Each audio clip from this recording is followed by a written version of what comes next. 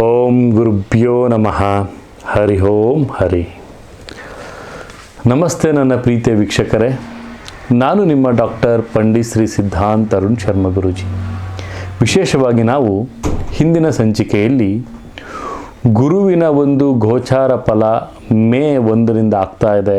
ಆ ಒಂದು ವಿಚಾರದಲ್ಲಿ ಯಾವ ಯಾವ ಗ್ರಹಗಳು ಯಾವ ರಾಶಿಯವರಿಗೆ ಯಾವ ರೀತಿಯಲ್ಲಿ ಗ್ರಹಗಳ ಒಂದು ಬೆಳವಣಿಗೆಗಳು ಆಗ್ತವೆ ಅನ್ನೋದನ್ನು ತಿಳಿಸ್ಕೊಟ್ಟಿದ್ದು. ವಿಶೇಷವಾಗಿ ಇವತ್ತಿನ ಒಂದು ಸಂಚಿಕೆಯಲ್ಲಿ ಯುಗಾದಿಯ ಒಂದು ಭವಿಷ್ಯವನ್ನು, ಅಂದರೆ ಹೊಸ ವರ್ಷದ ಒಂದು ಭವಿಷ್ಯ, ಈ ಒಂದು ಹೊಸ ವರ್ಷ ಪ್ರತಿಯೊಬ್ಬರಿಗೂ ಸಹಿತ ಹರುಷವನ್ನು ತರಲಿ ಅಂತ ನಾವು ತಾಯಿ ಜಗನ್ಮಾತೆ, ನನ್ನ ಆರಾಧ್ಯ ದೈವವಾದಂತಹ ಶ್ರೀ ಕೊಲ್ಲೂರು ಮೂಕಾಂಬಿಕಾ ದೇವಿಯಲ್ಲಿ ಪ್ರಾರ್ಥನೆಯನ್ನು ಮಾಡ್ತಾ ಇವತ್ತಿನ ಸಂಚಿಕೆಯನ್ನು ಪ್ರಾರಂಭ ಮಾಡೋಣ. ವಿಶೇಷವಾಗಿ ನನ್ನ ಪ್ರೀತಿಯ ಪ್ರೇಕ್ಷಕ ಬಂಧುಗಳಿಗೆ ಯುಗಾದಿ ಹಬ್ಬದ ಹಾರ್ದಿಕ ಶುಭಾಶಯಗಳು. ಯುಗಾದಿ ಅನ್ನುವಂತಹ ಹಬ್ಬ ನಮ್ಮೆಲ್ಲರಿಗೂ ಸಹಿತ ಹೊಸ ಹರುಷವನ್ನು ತರುವಂಥ ಹಬ್ಬ. ಬೇವು ಬೆಲ್ಲವನ್ನು ತಿಂದು ಎಲ್ಲ ರೀತಿಯಲ್ಲೂ ಸಹಿತ ಸಿಹಿ ಮತ್ತು ಕಹಿಗಳನ್ನು ಹಂಚಿಕೊಳ್ಳುವಂತಹ ಒಂದು ಹಬ್ಬವೇ ಯುಗಾದಿ ಹಬ್ಬ. ವಿಶೇಷವಾಗಿ ಈ ಒಂದು ಹಬ್ಬ ನಮ್ಮ ಒಂದು ಹಿಂದೂಗಳಿಗೆ ಯುಗಾದಿಯು ಒಂದು ಹೊಸ ವರ್ಷದಂತೆ ಕಾಣುತ್ತೆ. ವಸಂತ ಋತು ಚೈತ್ರ ಮಾಸದ ಮೊದಲನೆಯ ದಿನವಾದಂತಹ ಪಾಡ್ಯದ ದಿನ, ಅಂದರೆ ಪಾಡ್ಯದ ಒಂದು ದಿನದಂದು ಹೊಸ ಪಂಚಾಂಗವನ್ನು ಸಹಿತ ನಾವು ಅಸ್ತಿತ್ವಕ್ಕೆ ಬರ್ತಾ ಇದೆ. ಮತ್ತು ಅಂದಿನಿಂದ ಸಂಕಲ್ಪಗಳಲ್ಲಿ ಹೊಸ ಸಂವತ್ಸರದ ಹೆಸರನ್ನು ಸಹಿತ ನಾವು ಹೇಳಲಾಗುತ್ತೆ. ನಮ್ಮೆಲ್ಲರ ಒಂದು ವಿಶೇಷವಾದಂತಹ ಒಂದು ಈ ಸಂವತ್ಸರದ ಹೆಸರೇ ಶ್ರೀ ಕ್ರೋಧಿನಾಮ ಸಂವತ್ಸರ. ಸಕಲ ಸನ್ಮಂಗಳಗಳನ್ನು ಈ ಒಂದು ಕ್ರೋಧಿನಾಮ ಸಂವತ್ಸರ ಉಂಟು ಮಾಡಲಿ ಅಂತ ನಾವು ಜಗನ್ಮಾತೆಯಾದಂತಹ ಶ್ರೀ ಕೊಲ್ಲೂರು ಮೂಕಾಂಬಿಕೆಯಲ್ಲಿ ನಾವು ಪ್ರಾರ್ಥನೆಯನ್ನು ಮಾಡೋಣ.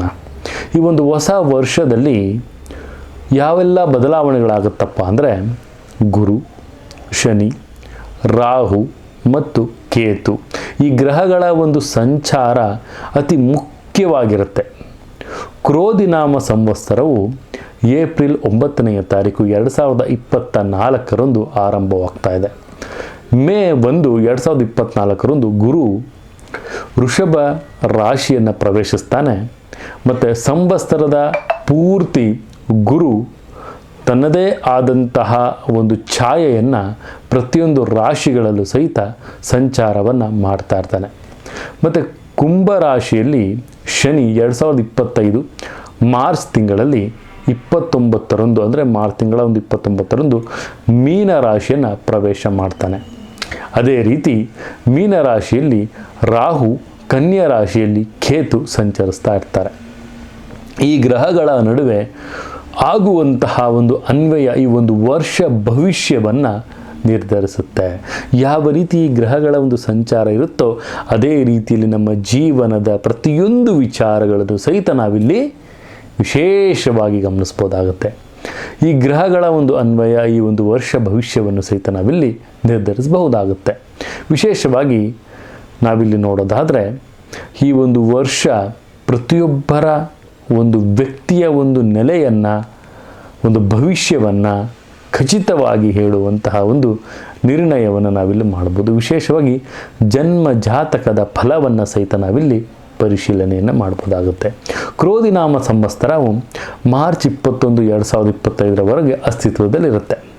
ಮಾರ್ಚ್ 30, 2025 ಬರುವಂಥ ಯುಗಾದಿ ಹಬ್ಬದ ದಿನ ವಿಶ್ವಾಸುವ ಸಂವತ್ಸರ ಚಾಲ್ತಿಯಲ್ಲಿ ಬರುತ್ತೆ.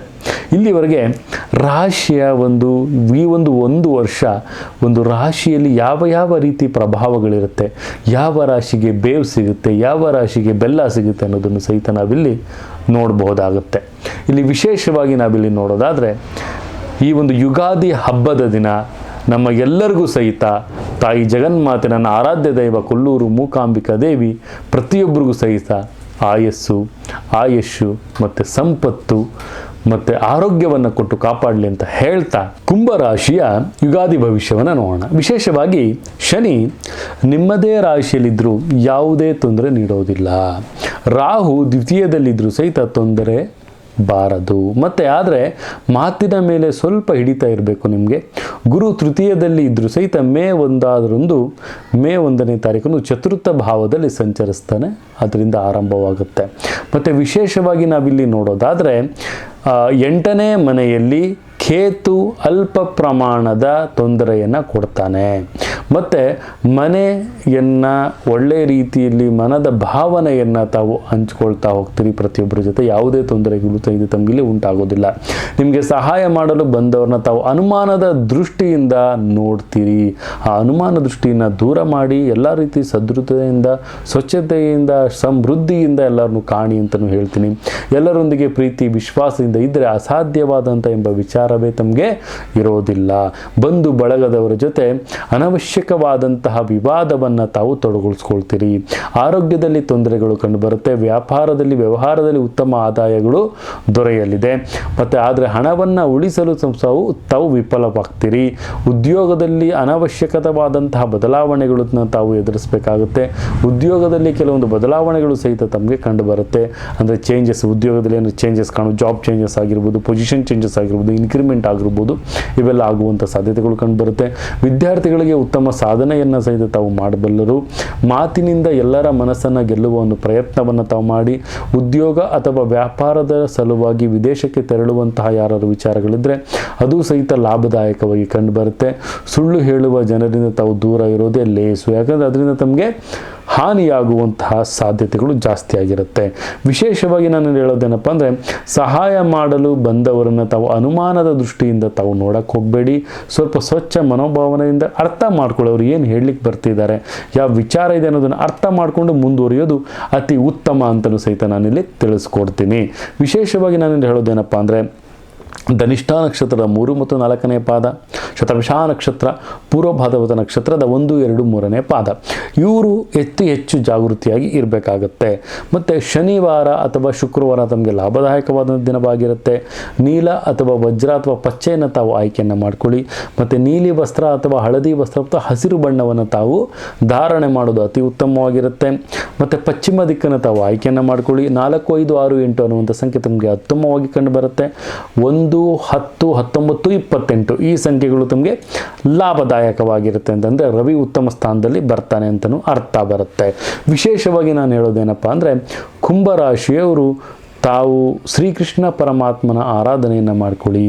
ಕೃಷ್ಣಂ ಬಂದೇ ಜಗದ್ಗುರು ಅಂದರೆ ಪ್ರೀತಿ ಪ್ರೇಮದಿಂದ ತಾವು ಪ್ರತಿಯೊಬ್ಬರನ್ನು ಕಾಣಬೇಕು ಅಂದರೆ ಕೃಷ್ಣನನ್ನು ಆರಾಧನೆ ಮಾಡಿಕೊಂಡ್ರೆ ಅತಿ ಉತ್ತಮವಾದಂಥ ಲಾಭದಾಯಕ. ಅದು ಹೆಣ್ಣು ಮಕ್ಕಳಾಗಿದ್ದರೆ ಮದುವೆಯಲ್ಲಿ ಏನಾದರೂ ಅಡೆತಡೆ, ಮದುವೆಯಲ್ಲಂದರೆ ವಿಳಂಬ, ಮದುವೆಯಲ್ಲಿ ಕೆಲವೊಂದು ಅಡೆತಡೆಗಳು ಬರ್ತಾ ಇದ್ದರೆ ತಾವು ಸ್ವಲ್ಪ ಜಾಗೃತಿಯಾಗಿ ಇರಬೇಕಾಗುತ್ತೆ. ಮತ್ತು ವಿಷ್ಣುವಿನ ಅಂದರೆ ಶ್ರೀಕೃಷ್ಣ ಪರಮಾತ್ಮನ ಒಂದು ಆರಾಧನೆಯನ್ನು ಮಾಡೋದ್ರಿಂದ ತಮಗೆಲ್ಲ ಸಂಕಷ್ಟಗಳು ದೂರವಾಗುತ್ತೆ. ಕೃಷ್ಣಂ ಬಂದೇ ಜಗದ್ಗುರು ಅನ್ನುವಂತಹ ಮಂತ್ರವನ್ನು ತಾವು ಪ್ರತಿ ಕ್ಷಣ ಪ್ರತಿ ನಿಮಿಷವನ್ನು ತಾವು ಪಠನೆ ಮಾಡೋದು ಅತಿ ಉತ್ತಮ ಅಂತಲೂ ಸಹಿತ ನಾನಿಲ್ಲಿ ತಿಳಿಸ್ಕೊಡ್ತೀನಿ. ಇದಾಗಿತ್ತು ಕುಂಭರಾಶಿಯ ಯುಗಾದಿಯ ಒಂದು ವಾರ್ಷಿಕ ಭವಿಷ್ಯ ಅಂತಲೂ ಸಹಿತ ಹೇಳ್ಬೋದಾಗುತ್ತೆ. ಇದೇ ರೀತಿ ನಮ್ಮ ಚಾನಲನ್ನು ಸಬ್ಸ್ಕ್ರೈಬ್ ಮಾಡ್ಕೊಳ್ಳಿ, ಬೆಲ್ ಐಕನ್ನ ಕ್ಲಿಕ್ ಮಾಡಿ, ಶೇರ್ ಮಾಡಿ, ಲೈಕ್ ಮಾಡಿ ಅಂತ ಹೇಳ್ತಾ, ನನ್ನ ತಾಯಿ ಜಗನ್ಮಾತೆ ಶ್ರೀ ಕೊಲ್ಲೂರು ಮೂಕಾಂಬಿಕಾದೇವಿ ಪ್ರತಿಯೊಬ್ಬರಿಗೂ ಸಹಿತ ಆರೋಗ್ಯ ಆಯಸ್ಸು ಸಂಪತ್ತು ಕೊಟ್ಟು ಕಾಪಾಡಲಿ ಅಂತ ಹೇಳ್ತಾ, ಸರ್ವೇ ಜನ ಸುಖಿನೋ ಭವಂತು, ಸರ್ವ ಮಂಗಳಾನಿ ಭವಂತು.